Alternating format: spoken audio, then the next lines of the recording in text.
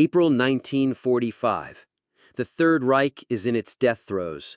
The Red Army is inexorably tightening its grip from the east. The Allies are advancing from the west.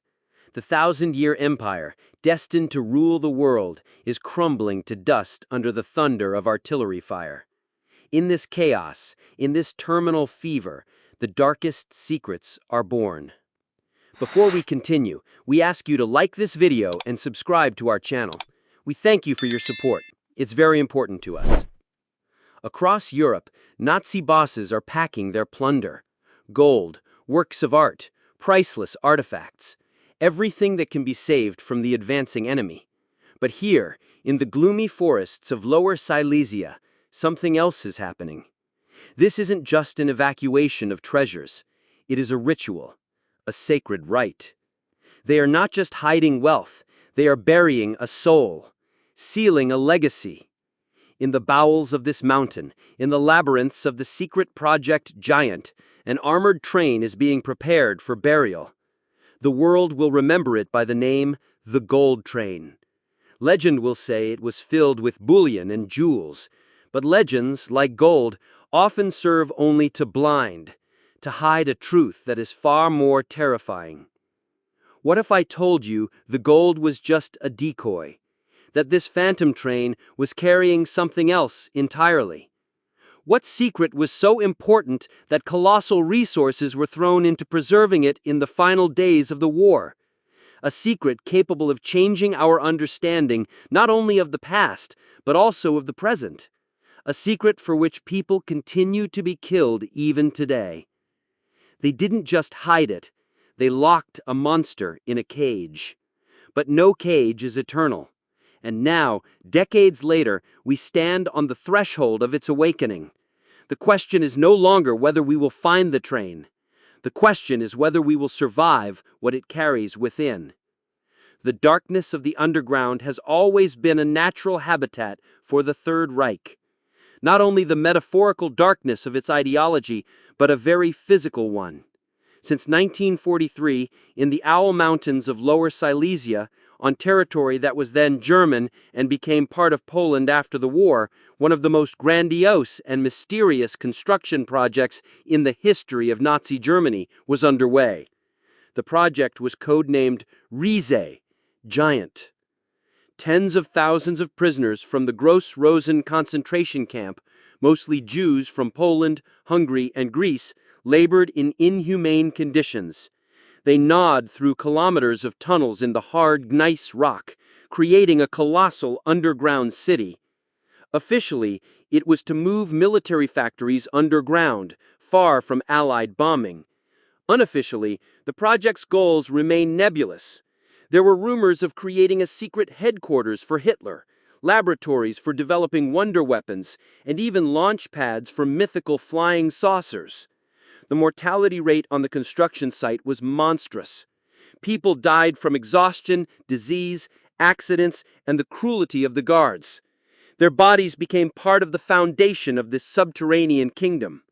The mountains were literally devouring people.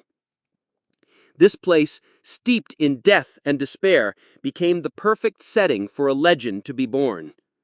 When Soviet troops approached the borders of Silesia in early 1945, panic ensued. Gauleiter Karl Hanke ordered the evacuation of Breslau, turning it into a fortress. Everything of value was transported out of the city and surrounding castles and estates by train. Archives, museum exhibits, Reichsbank gold, confiscated valuables.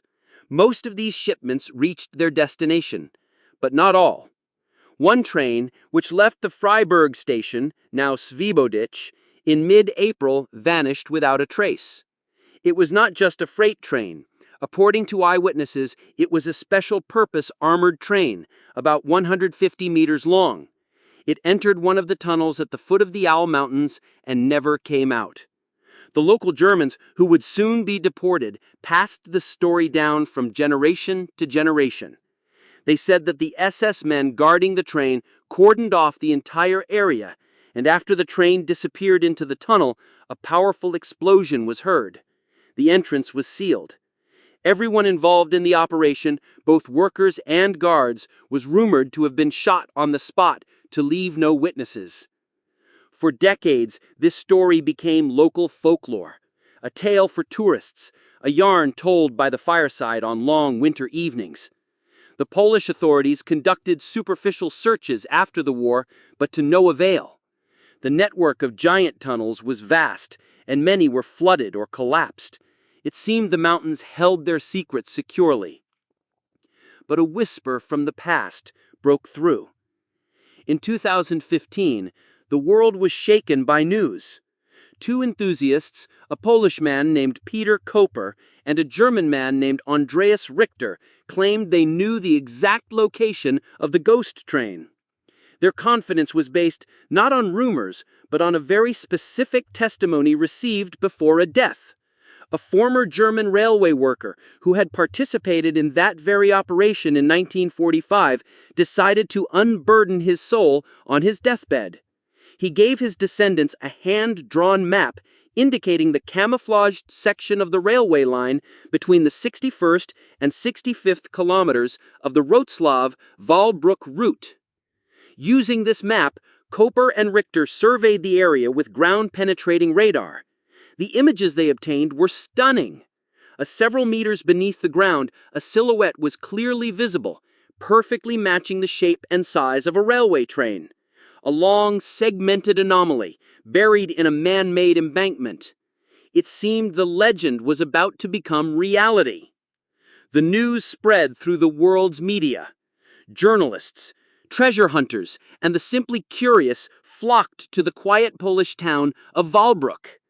A gold rush began. Everyone talked about treasure, about tons of gold, the lost amber room, priceless paintings by old masters. The value of the supposed cargo was estimated in billions of dollars. The Polish government took the claim very seriously. The area was cordoned off and official investigations began. The world held its breath in anticipation of the greatest find of the 21st century. But amidst the hype, few paid attention to the disturbing details. In declassified SS archives, in fragments of intercepted messages, this cargo was never classified as valuables or gold. A cipher that Polish intelligence managed to intercept but not fully understand in 1945 mentioned a special train, Valhalla, with a cargo codenamed Wolf's Soul. Not gold, not art, Wolf's Soul. What could this mean? For most, it was just a poetic metaphor typical of Nazi gigantomania. But for those who studied the darkest corners of the Third Reich's ideology, this name sounded like a sinister prophecy. It had nothing to do with material wealth. It led to the very heart of the SS's occult machine, to the department of Heinrich Himmler and his Ahnenerbe Institute, the ancestral heritage. An organization that sought not gold, but the keys to world power, hidden in ancient myths and forbidden knowledge. And while the world dreamed of gold bars, somewhere in the silence of archives and historians' offices, a very different fear was awakening. The fear that Koper and Richter were on the verge of opening not a treasure chest, but Pandora's box, and that the train's true cargo, its soul, would turn out to be not a blessing, but a curse. The cliffhanger was perfect. The whole world was looking at one spot, expecting to see the glint of metal, unaware that from under the ground, darkness was already watching them. After the sensational announcement by Koper and Richter, a circus-like atmosphere descended on Wałbrzych. Every day brought new rumors. Some claimed the train was booby-trapped, and any careless move would lead to disaster. Others said it was protected by chemical traps. Still others whispered of a curse that would fall upon anyone who disturbed the phantom train's rest. The authorities, on the one hand, fueled the interest, but on the other, clearly didn't know what to do with this problem that had suddenly fallen into their laps. First, sappers got to work. They meticulously inspected the supposed excavation site for unexploded ordnance from the war. Then scientists from the AGH University of Science and Technology in Krakow joined the effort. Their task was simple: to confirm or refute the ground-penetrating radar data from Koper and Richter. After several weeks of intense research, drilling, and magnetometric surveys, the verdict came down like a thunderclap. There was no evidence of a train. There were some geological anomalies, perhaps glacial remnants or natural rock formations, but definitely not a man-made tunnel with an armored train inside. For Koper and Richter, it was a devastating blow. They instantly went from heroes to adventurers and dreamers. The world media, which had trumpeted the sensation just yesterday, now wrote sarcastically about the Polish hoax. The hype died down as quickly as it had begun. It seemed the story was over. The legend would remain a legend. But the two searchers did not give up. They were convinced their radar had not lied. They believed in the deathbed confession and their map. Raising their own funds and obtaining all the necessary permits for a private excavation, they decided to prove they were right. In the summer of 2016, heavy machinery roared to life at the 65th kilometer of the Wrocław-Wałbrzych route. The battle of man versus mountain had begun. The work was hellish. Shovel by shovel, excavators bit into the dense earth, compacted over 70 years. The soil was difficult, rocky. The risk of a collapse was constant. But Koper and Richter, working side by side with hired laborers, stubbornly pushed towards their goal. They dug a huge pit, reaching the very depth where the radar had shown the anomaly. And they found nothing. No rails, no sleepers, no armored wagons, only clay and rocks. It was a complete, final fiasco. Millions of zlotys had been thrown away. The dream had shattered against harsh reality. The story of the gold train was officially closed. But it was at that very moment, when the last camera left Wałbrzych and the last article was written, that the real story began. Far from the media frenzy, in a quiet office at a historical archive in Poznan, an elderly historian named Jerzy Sosnowski, who had dedicated his life to studying Project Rize, noticed a strange discrepancy. He was working with a set of German engineering maps of the Rize complex captured by Soviet troops in 1945. Everyone believed this set to be complete. But Sosnowski, comparing it with Luftwaffe aerial photographs from the same period, discovered a tiny detail. One of the photos showed a faint line resembling a temporary narrow-gauge railway branching off from the main line right around the 63rd kilometer, not the 65th, and heading towards an unremarkable wooded hill that was not part of the main Rize complex. This branch was not on the engineering maps, as if it had been deliberately erased. Sosnowski began to dig deeper. He pulled up interrogation archives of the Polish security service from the 1940s and 50s. Among hundreds of pages, he found the testimony of a local forester who, under threat of death, had recounted seeing SS men from Oscar Dirlewanger's Special Commando, one of the most brutal units in the SS, herding a group of prisoners towards that very hill in April 1945. They were carrying rails and sleepers. A few days later, the forester heard an explosion, but was too afraid to go and see. And then Sosnowski focused on what no one had looked at before, the shadow of the Ahnenerbe.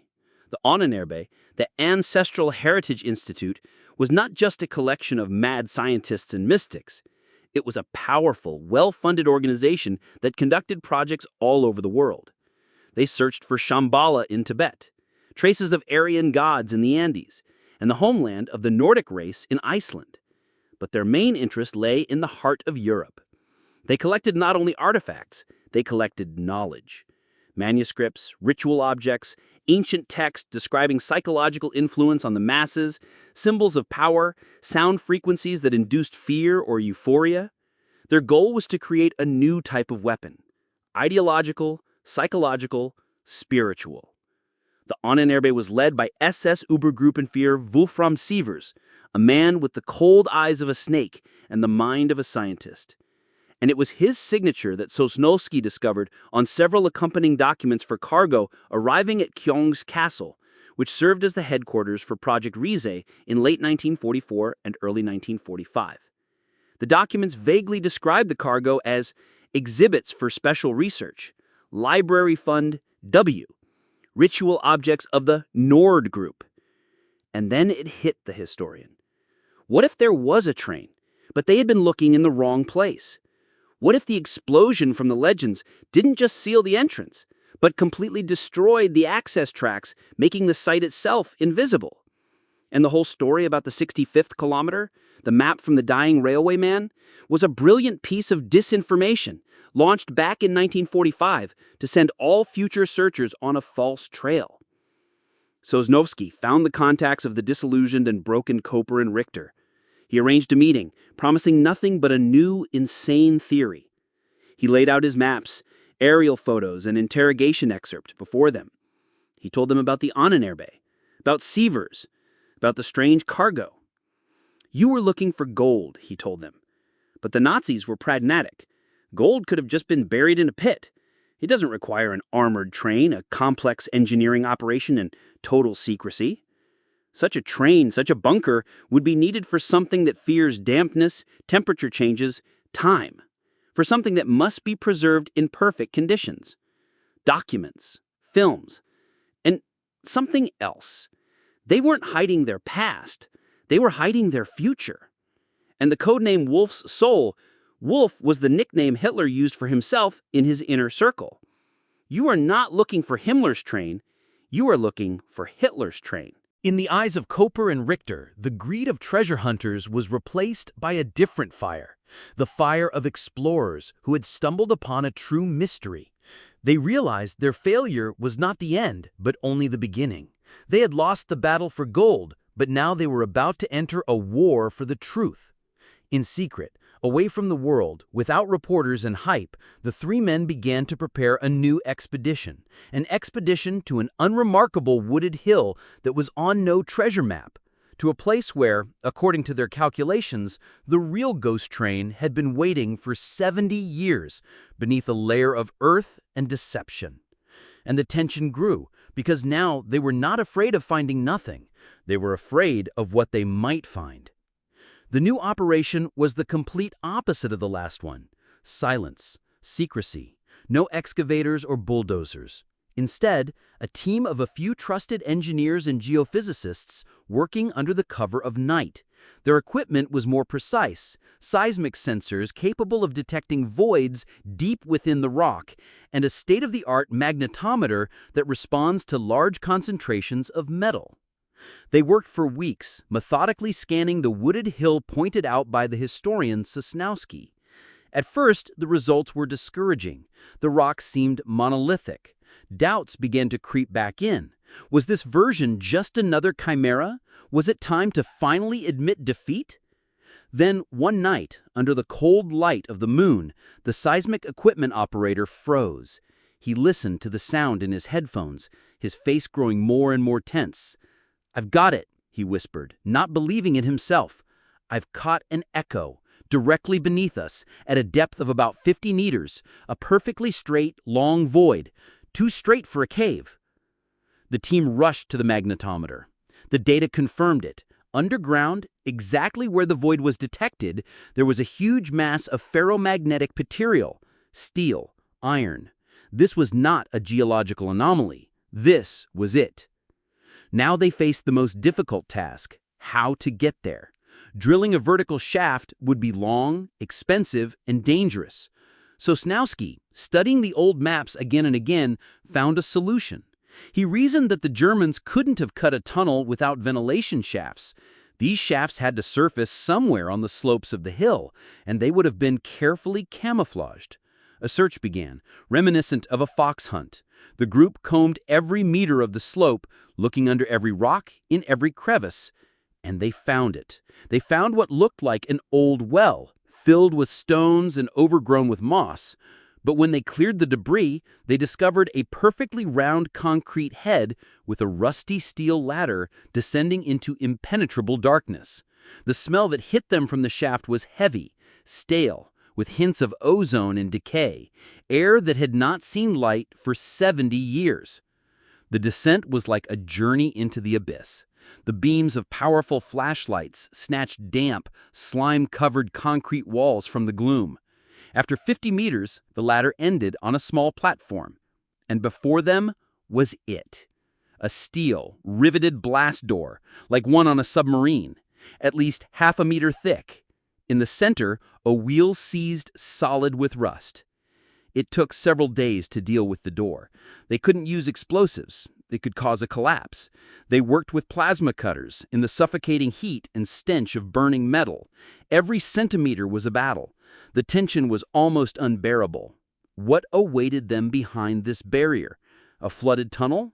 A collapsed chamber? Or... Finally, with a deafening screech, the cut piece of metal gave way and crashed inward. The same stagnant air rushed out of the opening. A flashlight beam pierced the darkness. And they saw it. It stood on the rails in a perfectly dry hall carved out of the rock. Armored, covered in a thick layer of dust, it looked like a sleeping prehistoric monster. Its dark green camouflage almost blended in with the shadows. It didn't look like an ordinary train. The cars were squat, with thick armored plates, no windows and hermetic hatches instead of doors. The silence in the tunnel was absolute, dead. It pressed on the ears. Pyotr Koper, as if possessed, climbed through the cutout hole. His feet touched the tunnel floor. He walked slowly along the train. The light from his headlamp slid over the cold steel. On one of the cars, he saw a half-erased inscription in Gothic script. Sonderzug, Walhalla. Special Train, Valhalla. The first car was opened with hydraulic shears. Holding their breath, they pried open the heavy doors. They were blinded by the gleam. The car was filled to the brim with gold. Reichsbank bars with the swastika and eagle. Crates of gold coins, church utensils, jewelry. The legend was true, at least in part. Emotions overwhelmed the searchers. This was it, the proof, triumph. But Andreas Richter, calmer and more rational, pointed out something strange. He said, "Look, this doesn't look like a vault. It looks like ballast or protection." The gold was laying haphazardly, as if it had just been shoveled in, and it was only in the first car, like a barrier, the first line of defense. If someone had broken in, they would have found the gold and perhaps stopped searching, satisfied with their loot. They moved on. The second car was opened more quickly, and its contents sent a chill down their spines. There was no gold here. The car was equipped as an archive. Perfect shelves held thousands of metal containers, similar to film canisters, and hundreds of leather folders with embossed runic symbols. Each folder and container had a neat label: Project Tor, acoustic weapons, interrogation protocols, Warsaw Uprising, psychological analysis, symbolism of power, influence on the mass subconscious, Tibet Expedition Archive, 1939.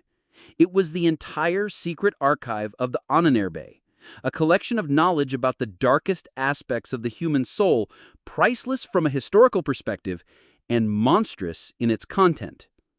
The third car, the fourth, the fifth, they were like a mobile museum of occultism. Ancient Scandinavian runestones taken from Norway, Etruscan mirrors, Egyptian artifact with no known analogues in any collection, objects that, according to Nazi mystics, held energy, power, authority. But the most terrible secret awaited them in the central sixth car.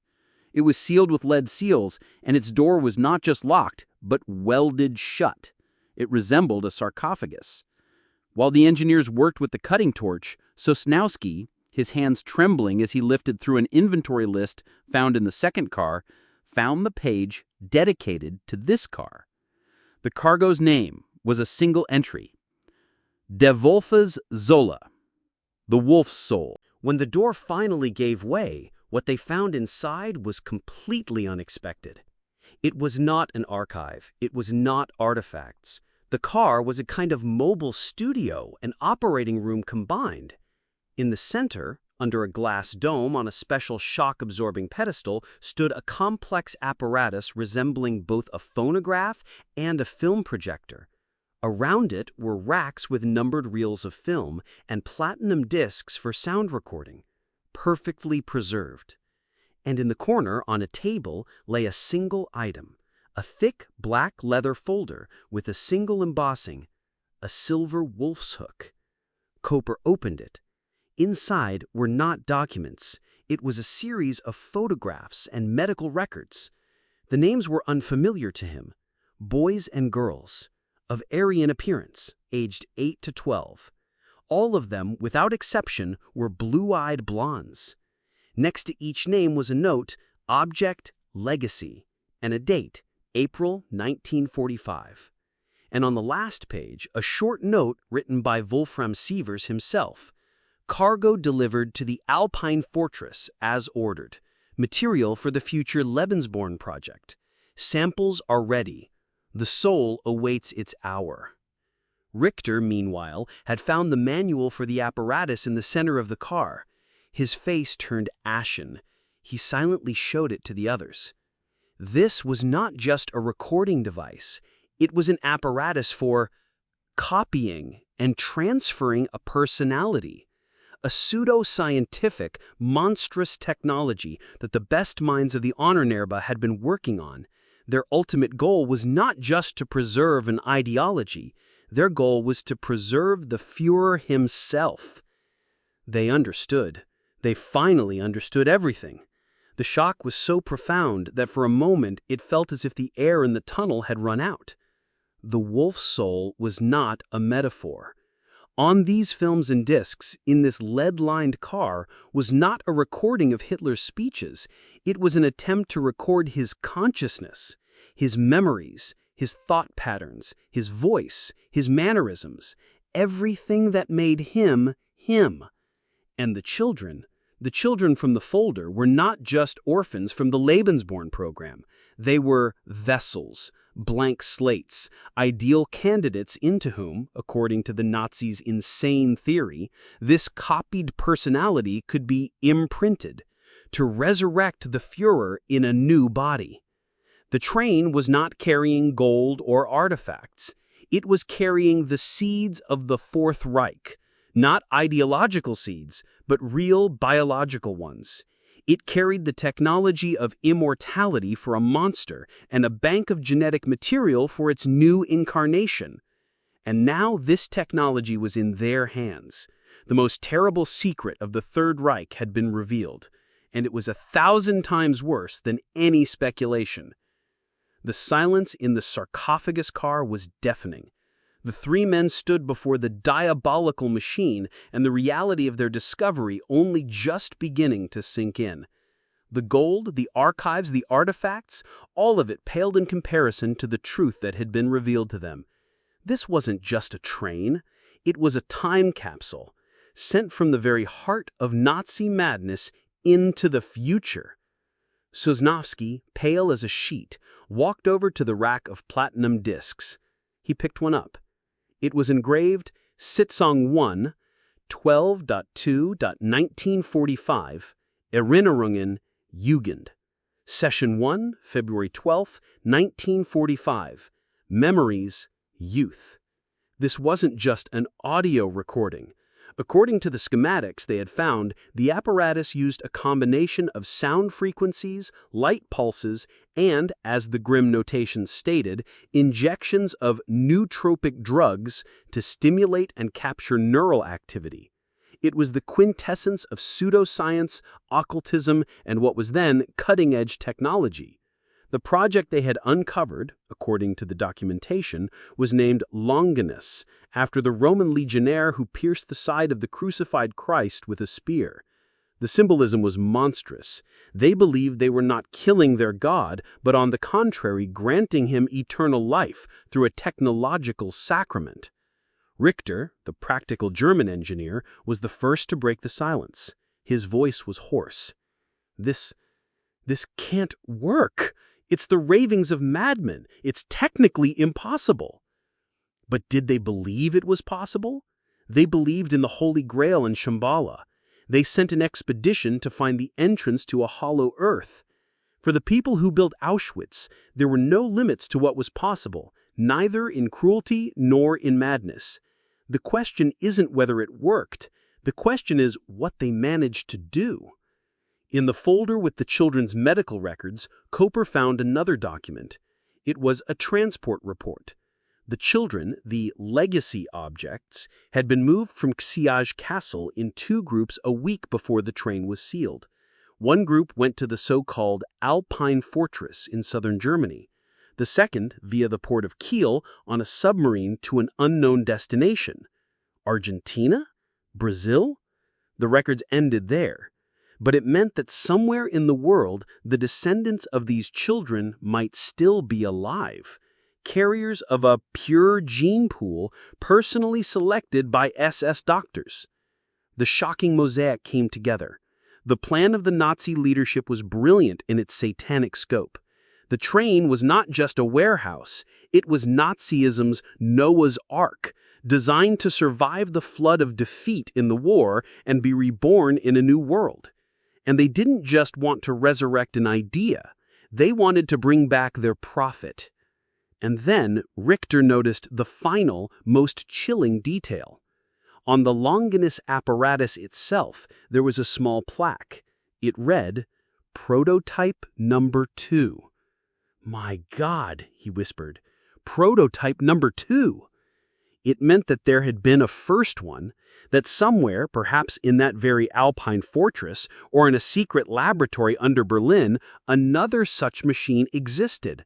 And perhaps they had time to use it. The thought was so monstrous it made them all shudder. What if one of those children taken from Silesia had undergone the procedure? What if the experiment, even partially, had succeeded? They didn't need to physically resurrect Hitler.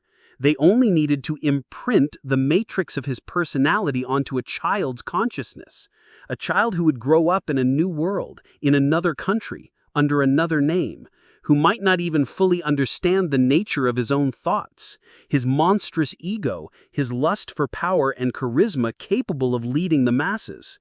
A person who would become the perfect sleeper cell waiting for his moment, for a global crisis to reveal himself. The secret of the gold train was not what it carried. The secret was what it had spawned. It was not the end of a story, but the beginning of a new, hidden one.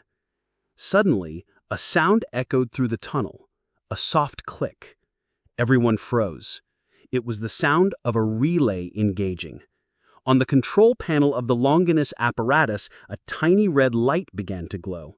After 70 years of dormancy, a residual charge in one of the batteries had closed a circuit. And from the apparatus's speakers, with the soft hiss of an old recording, a voice emerged. Not the shrill, hysterical voice of the Führer at a podium, but a quiet, insinuating, almost hypnotic baritone, speaking in German. And when the world forgets, when they believe they have won, when their democracies become weak and mired in disputes, then the seed will sprout again. Not in the form of a swastika and marching columns, no. That would be too simple.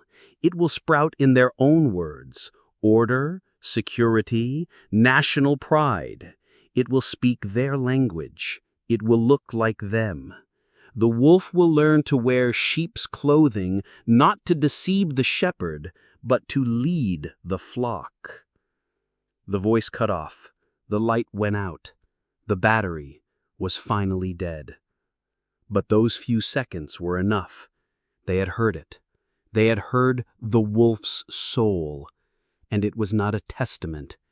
It was an instruction manual, a roadmap for a Fourth Reich, disguised as modern civilization.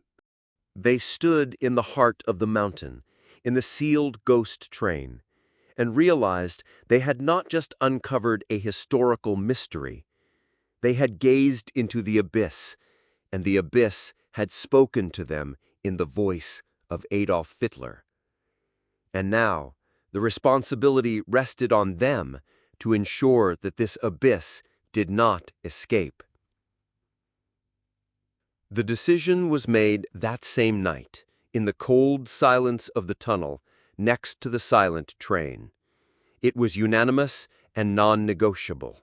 The world must not know the truth, not because the world wouldn't believe it, but because it might.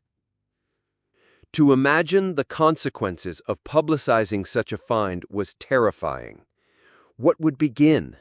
A pilgrimage of neo-Nazis from all over the world to a new shrine? A hunt for the descendants of those children, turning them into objects of worship or hatred? Attempts by madmen of all stripes to recreate the Longulus technology? This discovery would bring the world nothing but chaos, fear, and a new cycle of hatred. The ideas locked in this train were too toxic. They were like a virus that could not be studied without risking its release from the laboratory. The team worked quickly and efficiently. Using their contacts in the government, Koper and Richter organized a secret operation under the guise of disposal of hazardous materials. The official version for the authorities was that the train had indeed been found, but instead of gold, it was carrying containers of unstable chemical agents for weapons of mass destruction. The risk of contamination was too great. The site was to be immediately sealed and buried on location. The first car with the gold was opened officially. Its contents were quietly transferred to the Polish state treasury, allowing the legend to be put to rest once and for all. Koper and Richter received their share of fame as the discoverers who had found a portion of the Nazi treasures. The world got a neat conclusion to a long story, and the real secret was buried once more. The engineers devised a plan. The sarcophagus car and the Ahnenerbe archive were sealed even more securely than the Nazis had done. Then, using directional explosives, they collapsed the tunnel's roof, burying the train under millions of tons of rock. The ventilation shaft was filled with concrete for its 50-meter depth. The hill once again became just a hill. A place that exists on no map. The secret returned to the darkness. Years passed. Georgy Sosnovsky died of a heart attack, taking his secret to the grave. Andreas Richter returned to Germany and lived a reclusive life, never giving another interview. Piotr Koper remained in Wałbrzych, becoming a local celebrity, the keeper of a legend he himself had helped create and bury. They never spoke to each other again about what they had truly found in that tunnel. Between them lay an unspoken vow of silence, sealed not by blood, but by the chilling whisper from an old speaker. But can you bury an idea? Can you encase evil in concrete? They locked away the train, but the voice they had heard stayed with them. It became an echo in their minds. Sometimes looking at the modern world, at how easily people are manipulated, how quickly old slogans are given new life in shiny packaging, they wondered, was that train even necessary? Was that technology even needed? What if the most terrible secret of the Ahnenerbe wasn't what they wanted to do, but what they understood? They understood how the human soul works. They understood that to resurrect the Reich, you don't need Hitler. You only need the right combination of fear, pride, and lies. You need a crisis that makes people search for a simple enemy and a strong leader. We search for Nazi treasures underground in sealed tunnels and flooded mines. But what if their most dangerous weapon, their wolf's soul, was never hidden at all? What if it escaped long ago and now lives among us, hiding in plain sight? It lives in our fears, in our hatreds, in our willingness to believe a sweet lie just to avoid facing an uncomfortable truth. The train is dead. The legend is over. But the story, it seems, is just beginning. Thank you for staying with us throughout this video. If you consider our work important, we ask you to support it with a like and a subscription. Also, so you don't miss future news releases and to stay at the center of events, you can click the bell for notifications. All the best, and goodbye.